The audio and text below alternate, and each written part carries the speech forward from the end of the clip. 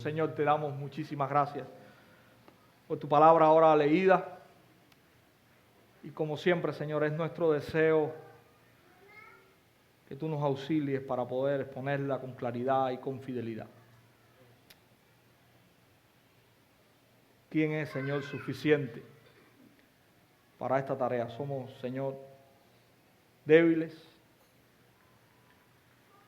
Nosotros, Señor, por nosotros mismos no podemos. Te suplicamos, Señor, tu auxilio. Y te suplicamos, Señor, que tú puedas alimentarnos con tu palabra en esta mañana. Úsalo, Dios, para alimentar nuestra alma en nuestra necesidad, para confrontar quizás nuestro pecado, para exhortarnos o animarnos. Señor, es tu palabra. Y tú eres, Señor, el dueño de nuestras vidas. Úsala como tú quieras, Señor. En el nombre de Jesús oramos. Amén. Hermanos, si hay una idea, y los que están en el curso de la mañana van a escuchar la misma frase. Si hay una idea que nosotros podemos tener, que puede abarcar todo lo que hemos acabado de leer y lo que Jesús está diciendo en este texto, pudiera ser esta. Y ahora, para nosotros, tengamos ánimo. Y quiero comenzar así. Tengamos ánimo. ¿Por qué? Porque somos guardados por Dios. Porque estaremos para siempre con Él. Vivamos entonces en unidad para que otros también le conozcan. Esa pudiera ser la idea que puede resumir este texto. Tengamos ánimo. Somos guardados nada más y nada menos que por Dios. Vamos a estar viviendo por siempre con Él. Ahora vivamos en unidad para que otros también le conozcan. Y si podemos dividir esta porción de la Escritura, pudiésemos verla en tres partes. En primer lugar, Jesús ora al Padre para que seamos guardados. En segundo lugar, Jesús ora al Padre para que haya unidad o por la unidad de los suyos.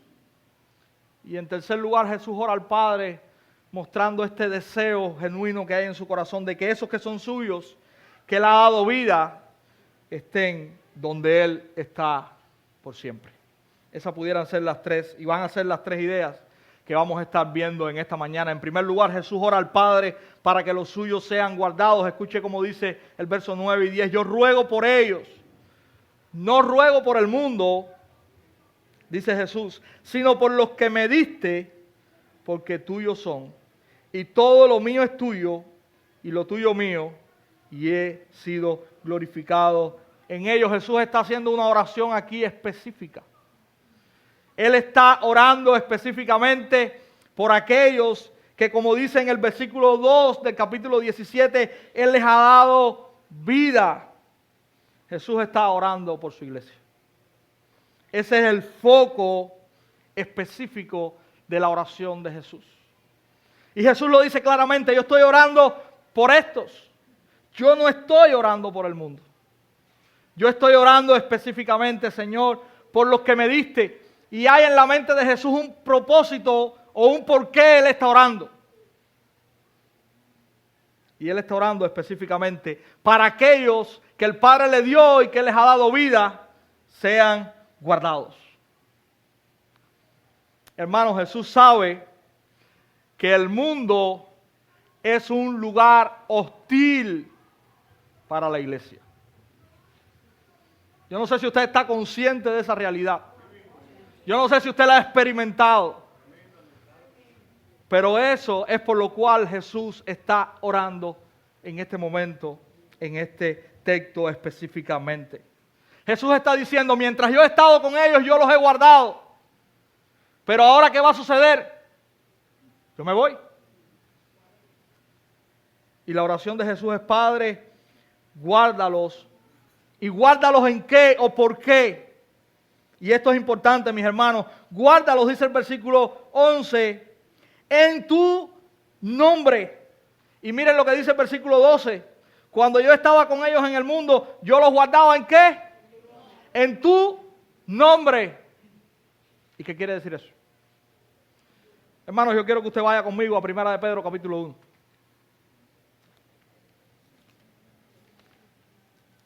Y quizás aquí usted va a ver más claro por qué Jesús está orando de esta manera. Y yo quiero que usted vea lo que dice el verso 5 del capítulo 1 de 1 de Pedro. Dice Pedro, hablando de la iglesia, está diciendo lo siguiente, que sois, ¿qué cosa? Guardados. ¿Por qué? Por el poder de Dios. Lo que Jesús está diciendo aquí, Él le está entregando a Dios su iglesia. Él le está diciendo, la iglesia va a estar en un lugar hostil. Padre, guárdalos tú.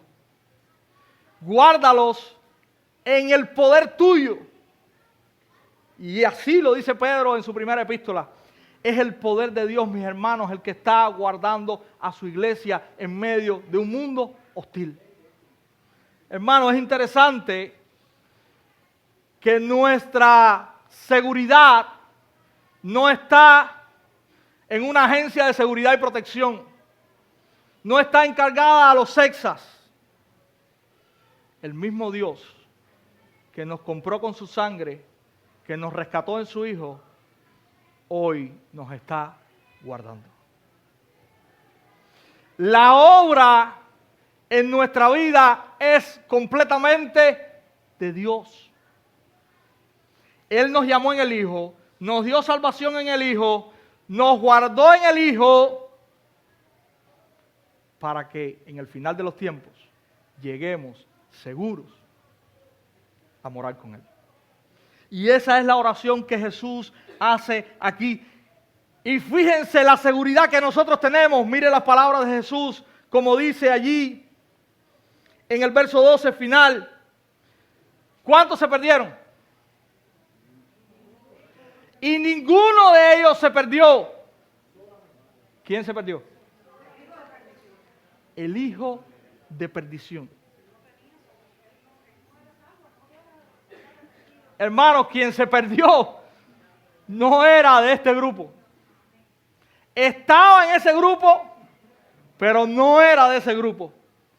Y dice Jesús que se perdió para que se cumpliese la Escritura. ¿Qué Escritura? Vamos al Salmo 41. ¿41?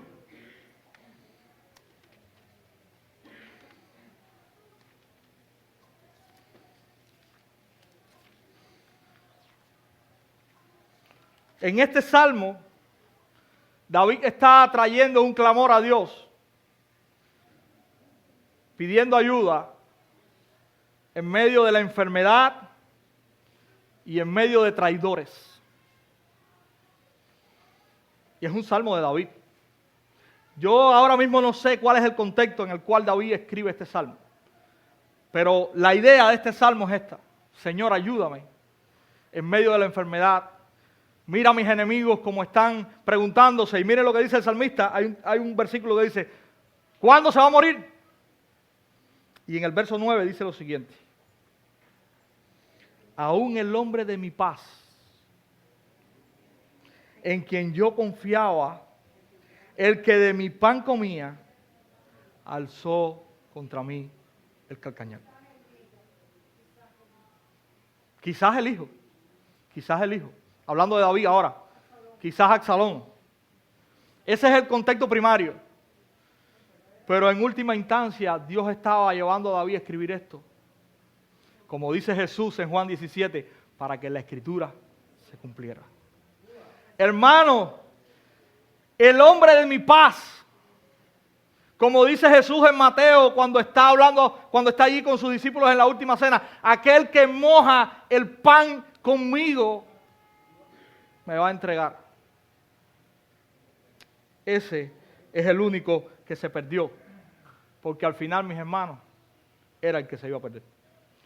Pero la iglesia tiene la seguridad en las palabras de Jesús en Juan capítulo 17, verso 12, cuando Jesús dice, de aquellos que me diste, ninguno se perdió. Entonces, mis hermanos, estamos guardados en Dios y estamos además confiados en que esa guarda es segura. Y ahora, yo quiero también hablar de qué somos guardados. Y yo sé que usted puede escuchar muchísimas cosas por ahí, de que somos guardados para esto y para aquello y para lo otro. Y todo eso tiene que ver con su ego y con su corazón humano y con sus anhelos humanos y toda esa cosa. Pero Juan 17 no está diciendo que Dios nos está guardando ni para que usted no se parte un pie, ni para que usted tenga dinero en el bolsillo, ni para que usted sea esto. Dios nos está guardando para vida eterna. Y eso, cuando usted lee el versículo 12, es lo que dice la Biblia. El hijo de perdición se perdió porque ese no era parte de su iglesia, pero su iglesia está siendo guardada para que no se pierda. Eso es lo que dice el Señor en su oración en Juan 17, 12. Así que despeje su mente y céntrense en lo que la Escritura dice. Somos guardados por Dios para alcanzar la vida eterna. Eso es lo que dice la Escritura, mis hermanos. Somos guardados por Dios del mundo. Y ahora viene una sesión grande en este texto desde el verso 13 hasta el verso 19, que es muy interesante. ¿Usted sabe qué? Mis hermanos, somos aborrecidos del mundo. Y a veces yo veo y me pregunto cómo hay algunos cristianos que viven tan cómodos dentro del mundo que, como decimos en buen cubano, muchas veces parece que están como pez en el agua. Jesús dice que el mundo nos va a odiar. No dice que el mundo nos va a tolerar. No dice que el mundo nos va a pasar la mano. Jesús dice en Juan 17, Padre, guárdalos, porque el mundo los va a odiar. Hermano, Matthew Henry, un comentarista de la Biblia, dice que el cristiano está pasando por este mundo como pasando por terreno enemigo. Está en medio de una guerra y está pasando por el mundo como si estuviese pasando por terreno enemigo. Minado, ¿verdad? Por un terreno peligroso. Y Jesús está diciendo, verso 14, yo les he dado tu palabra y el mundo los aborreció. ¿Y usted sabe por qué? Porque no son del mundo. No somos extraterrestres. Eso no es lo que Jesús está diciendo ahí. Nuestros intereses, nuestros deseos y nuestras pasiones no son las del mundo. Y como el cristiano no camina según la corriente de este mundo, la respuesta natural del mundo, ¿cuál es? Aborrecerlo. Pero es interesante lo que dice al principio del versículo 14. Yo les he dado tu palabra. Hermanos, la diferencia está ahí. El hombre que decide caminar según la palabra de Dios va a ser aborrecido por el mundo. ¿Usted sabe por qué? Porque la lucha del mundo no es contra usted y contra mí. Es contra Dios, contra su verdad que está declarada en su palabra. Y como nosotros somos seguidores de esa palabra y de esa verdad y de ese Dios, por ende, también nos hemos hecho enemigos del mundo. No porque nosotros querramos. Nosotros amamos a ese mundo, nosotros le predicamos a ese mundo. Pero por inferencia, por lo que somos, por lo que seguimos, por lo que vivimos, por lo que creemos, hemos sido hechos enemigos del mundo. Hermanos, no pertenecemos al mundo. Verso 14, ya lo leímos, verso 16, Jesús lo vuelve a repetir. No son del mundo, como tampoco yo soy del mundo. Pertenecemos a alguien, hemos sido comprados por alguien precisamente que nos ha sacado del mundo para ahora vivir para Él. Somos guardados, mis hermanos, mientras cumplimos nuestra tarea. Y miren lo que dice el verso 18, para después regresar al 15. Dice el verso 18, como tú me enviaste al mundo, así yo también los he enviado al mundo. Hemos sido enviados a este mundo. Miren lo que dice el verso 15. No ruego que los quites del mundo, sino que los guardes del mal. Es necesario que la iglesia de Jesucristo esté hoy todavía en el mundo. A veces oramos, Señor, ya no puedo más. Este mundo, ven ya. Es una oración genuina, hermano. Yo no estoy diciendo que no sea genuina la oración. Pero usted puede estar seguro que si usted todavía está en el mundo, es porque la comisión que Dios le ha dado en este mundo todavía está vigente. Todavía está vigente. Y es necesario que usted y yo todavía, como iglesia de Jesucristo, estemos en este mundo. Porque Él nos ha enviado a este mundo. A ese que nos rechaza, a ese que dice oprobios, a ese que no nos tolera, a ese que quiere pasarnos por encima. A ese mundo nosotros hemos sido llamados a estar, a convivir, a amar, a servir, a predicar, porque esa es la iglesia de Jesucristo, mis hermanos. La misma palabra, qué interesante, la misma palabra por la que somos rechazados es la palabra que nos santifica. Mire cómo dice el versículo 14, 17 y 19. Yo les he dado tu palabra y el mundo los aborreció porque no son del mundo, como tampoco yo soy del mundo. Mire lo que dice ahora el 17. Santifícalos en tu verdad.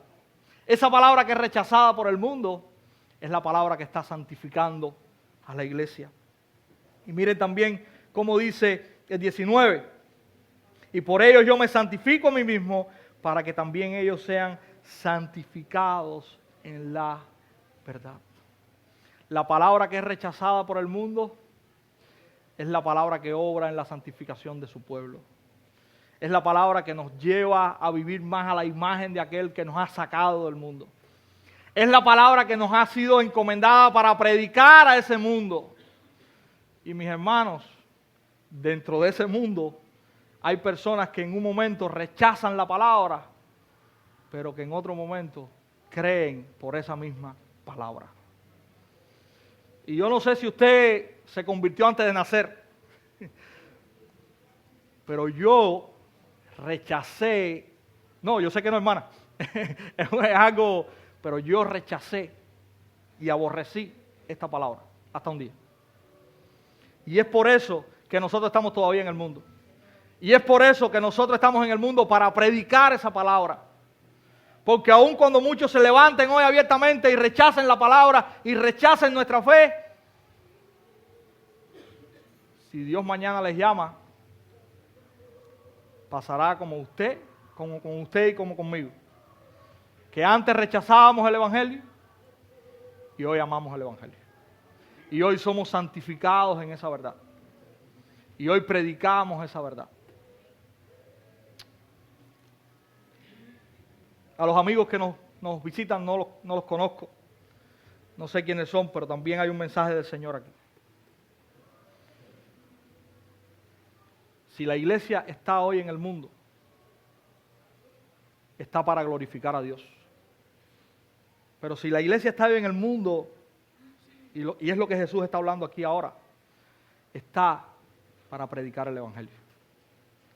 Si tú estás sentado en esta mañana aquí, usted está escuchando el Evangelio. ¿Cuál es el Evangelio? Bueno, el Evangelio no comienza muy bonito, porque comienza diciéndote que tú eres pecador. Y yo sé que ese es un mensaje que no te gusta oír, pero es la verdad.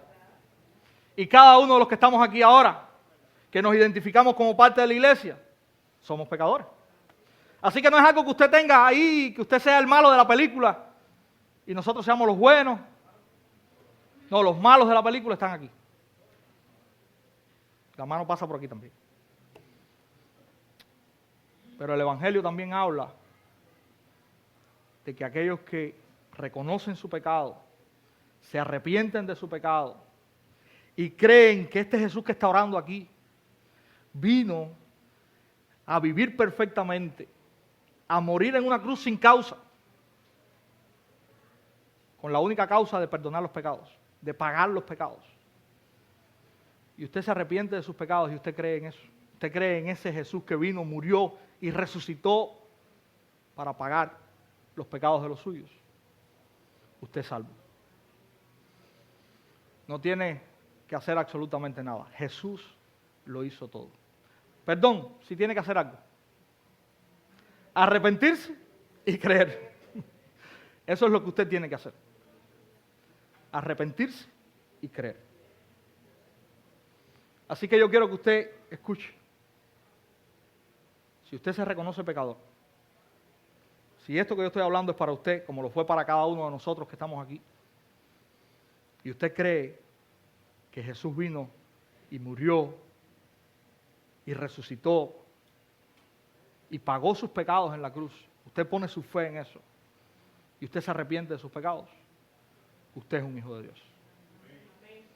Y no tiene que hacer absolutamente nada aparte de arrepentirse y de creer. Pero yo quiero pedirle algo más, porque ninguno de los que estamos aquí somos adivinos. Si usted tomó esa decisión hoy, cuénteselo a alguien de los que está aquí. Queremos conocerlo, queremos dar gracias a Dios por eso. Queremos dar gracias a Dios por su vida y queremos comenzar a caminar junto a usted. Así que ese es el Evangelio y esa es la misión que Dios dejó a cada uno de nosotros. Jesús está orando, no los quites del mundo. Solamente te pido que los guardes. Que los guardes para que no se pierdan. Y como es Dios el que nos está guardando, mis hermanos,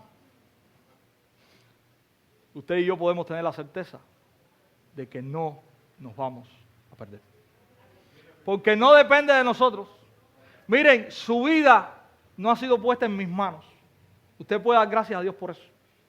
Yo no soy el guardador suyo, porque yo me quedo dormido en un segundo. Su vida y la mía han sido puestas en las manos de Dios. De aquel que es fiel para guardarnos hasta el fin. Y yo quiero volver a ir a Primera de Pedro, para que usted escuche.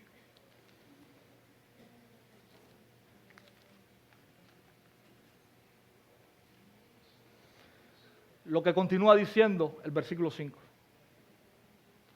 Que sois guardados por el poder de Dios mediante la fe. ¿Para qué? Para alcanzar la salvación que está preparada para ser manifestada en el tiempo postrero. Y miren lo que dice el versículo 8. A quien amáis sin haberle visto, en quien creyendo, aunque ahora no lo veráis, os alegráis con gozo inefable y glorioso, obteniendo el fin de vuestra fe, que es la salvación de vuestras almas. Hermanos, Jesús está orando por una salvación que es completa y segura. Por una salvación que está reservada en los cielos para nosotros. Que Él la ganó y que Él la custodia hasta el último día de nuestras vidas. Por eso, en la idea que quiero transmitirles en esta mañana, comienzo diciendo, tengamos ánimo. No porque las cosas van a estar bien, no porque todo se va a resolver, no porque los problemas se van a solucionar, no. Porque a pesar de lo que pase, nosotros estamos siendo guardados por Jesucristo. Para alcanzar la salvación que Él ha comprado para nosotros en el día postrero. Y esa custodia es completamente segura.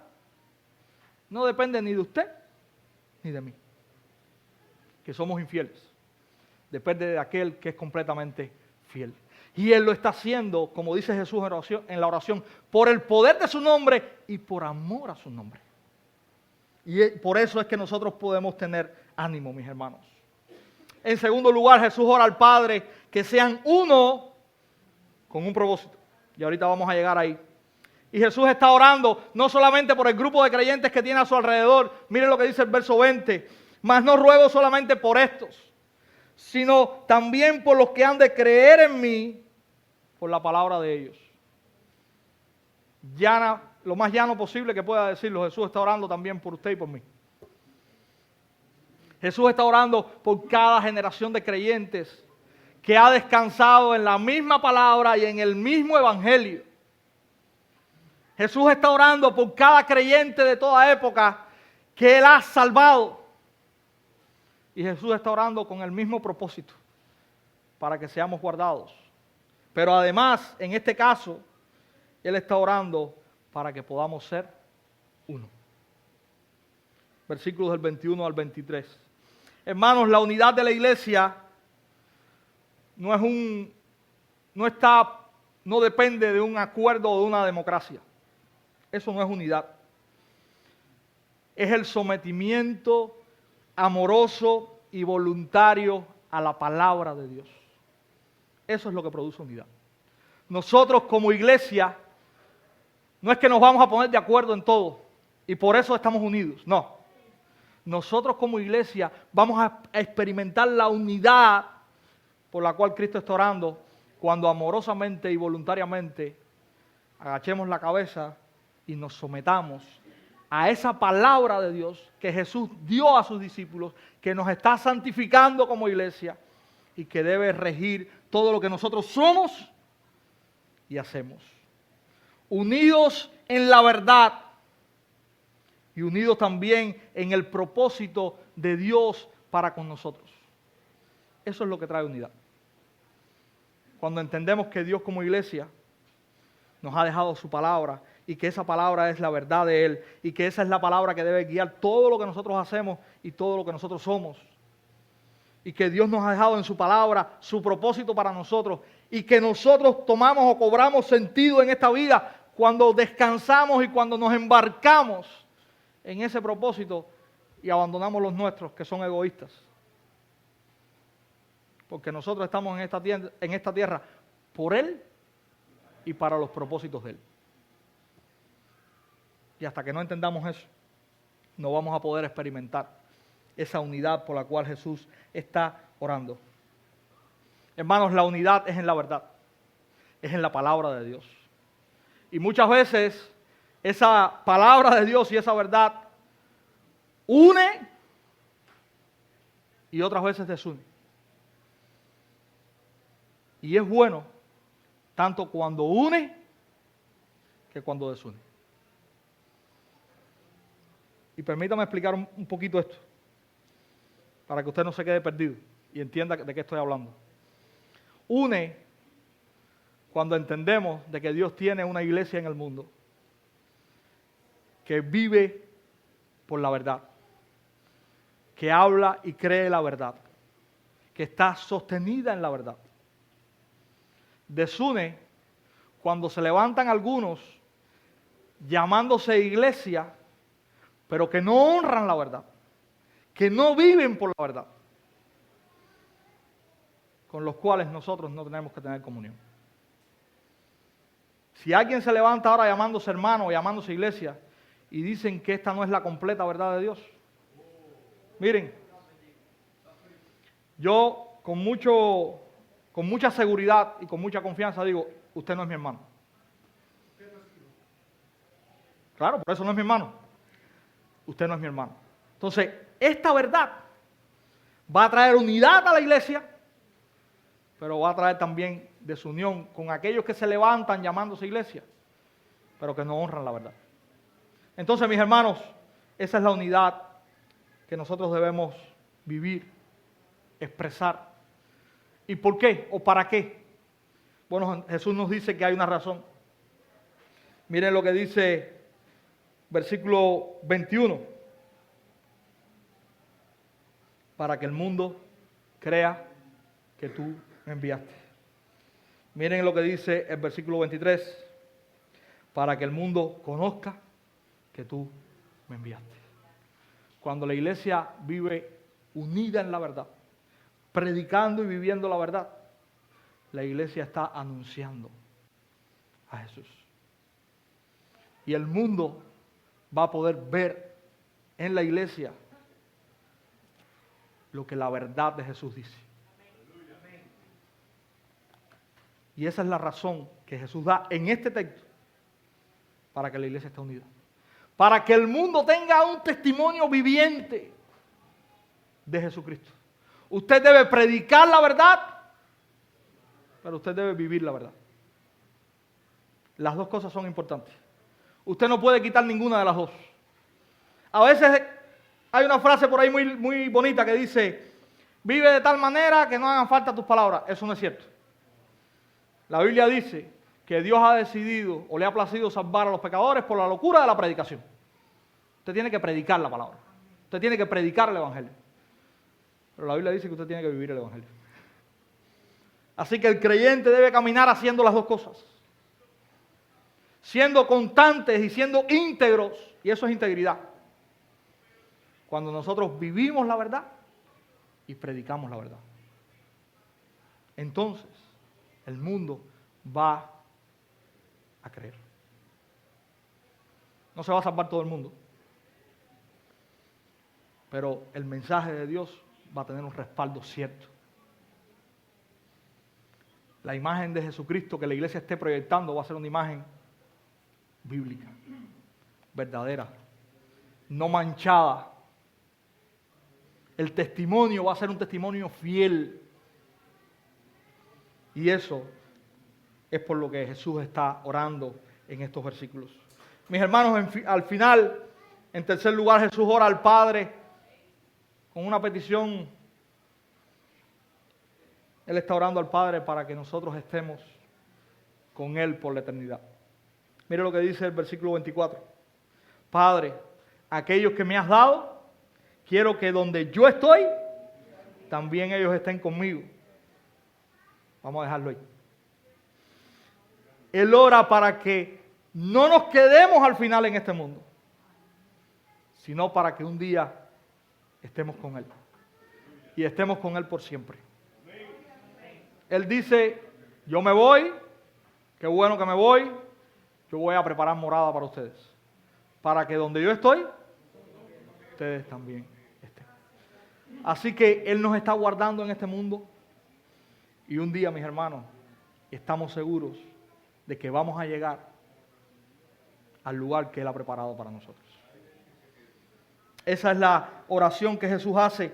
Y miren ahí, importante lo que dice al final del versículo 24. Para que vean mi gloria que me has dado, porque me has amado desde antes de la fundación del mundo. Hermanos, no veremos a Jesús como el siervo sufriente. Veremos a Jesús como el Rey del universo, como el león rugiente. Esa será la imagen que nosotros tendremos para que vean mi gloria. Ya no será un Salvador al cual van a moler a palos. Será aquel jinete del caballo blanco que destruirá a las naciones con la espada de su boca, con su palabra. Esa es la imagen de la gloria de Dios que usted y yo vamos a ver por la eternidad. Y esa es la petición de Jesús, que estén conmigo para que vean mi gloria. Mis hermanos, quiero terminar recordando algo. Esta es una oración. Cuando usted puede leer esto y usted puede interiorizar, esta es la oración de nuestro Salvador. Un Salvador que ama tanto, tanto, tanto a su iglesia. ¿Usted sabe cuántas veces se repite guárdalos en este texto? Búsquelo en su casa. Es una oración amorosa. Es por eso que yo le puse a este sermón la oración pastoral. Hermanos, termino como comencé. Tengamos ánimo. Los momentos son difíciles, los días son difíciles, los ataques están por todos lados, pero podemos tener ánimo. ¿Usted sabe por qué? Porque Dios mismo nos está guardando. Él no ha dejado esa tarea a nadie. el mismo que nos salvó, nos está guardando hoy y lo estará haciendo hasta el final. Estaremos con Él por siempre. Así que ahora, cuando estamos en este mundo, vivamos de tal manera, tan unidos en la verdad de su palabra, para que otros puedan conocerlo. Que esta pueda ser el ánimo que podamos recibir de la palabra del Señor hoy. Vivamos animados. El Señor nos guarda. Estaremos con Él por siempre. Unámonos para que otros que hoy no le conocen, le puedan también conocer. Que el Señor nos ayude, mis hermanos, en este empeño y que Él nos bendiga.